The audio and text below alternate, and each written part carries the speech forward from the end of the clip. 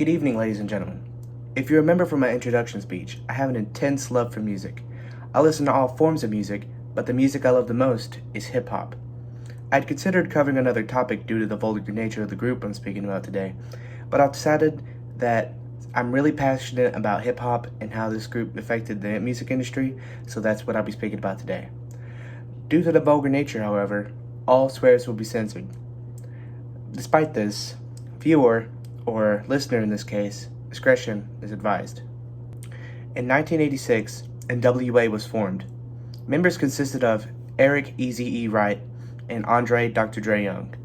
Together, with Dr. Dre providing the instrumental and Eazy-E providing vocals, they created Boys in the Hood, which became popular because of the vulgar language and topics presented in the song.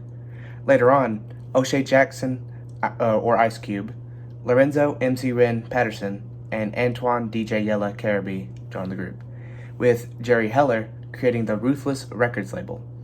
With that, one of the most influential rap groups of all time was formed. The N.W.A digital biography on hiphopscriptures.com touches on their controversy. N.W.A became notorious for their hardcore lyrics, especially those of F the Police.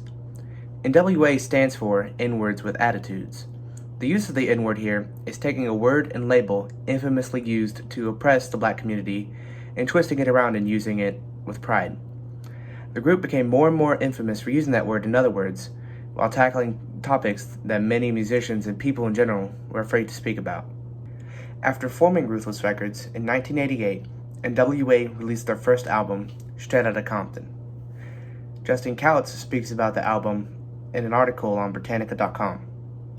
This reality rap, as Ice Cube once called it, offers uncensored thoughts on women, drug dealing, gang activity, and police brutality, topics that had not yet been explored so candidly for such a wide audience in any genre of music. They used vulgar language simply because they felt strongly about how they live and where they grew up and the issues surrounding living in Compton, California. As Eazy-E once said, "If you want to get your point across, you gotta cuss." Teatrock.org writes about the success of their debut album. Straight Outta Compton quickly went platinum, but by the end of 1989, N.W.A was nearly finished.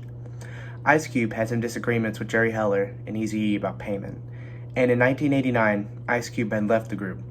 Dr. Dre had stayed for the release of their next album and threw shots at Ice Cube on their song Real N-Words. Maybe I should have covered something else. Anyway, in that song, Dr. Dre raps, "We started out with too much cargo, so I'm glad we got rid of Benedict Arnold." Ice Cube would then fire back with his iconic diss track, No Vaseline, throwing jabs at every single member, including label owner Jerry Heller, for taking advantage of the group. Dr. Dre also eventually left and made a diss track aimed at Eazy-E on his own classic album, The Chronic, titled F with Dre Day. Man, why does every name have to have a swear word in it? In 1991, N.W.A finally disbanded. The strained relationships between the members were too much.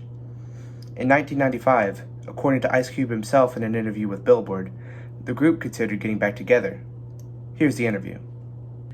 Hey guys, so when I wrote the script, there was originally a video that they had posted of the interview, but recently they took it down, so I couldn't find it on there anymore because they took it down, So this isn't scripted, so I'm sorry for the unprofessionalism. But the interview goes as follows. Ice Cube says, "We was on great terms. We'd finally got it all the way back to where it felt like not just a truce, not just going along to get along because we're in the same place, but we was actually enjoying each other and talking about old times and laughing at how we did on the bus or making records. It felt like that the last time I seen him.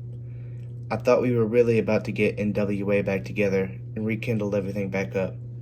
And then he," referring to Eazy-E, "passed away." Again, sorry for my unprofessionalism. Back to the speech. N.W.A caused controversy by saying what many people wouldn't say, using language many people wouldn't use. They've influenced an entire generation of hip-hop by speaking their mind and not caring about what people thought about it. N.W.A is likely the reason why the music industry is so vocal about issues today.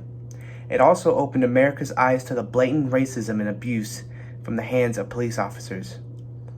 In 1999, N.W.A. finally reunited with the exception of the late Eazy-E, having Snoop Dogg fill his role instead. In 2016, N.W.A. would be inducted into the Rock and Roll Hall of Fame.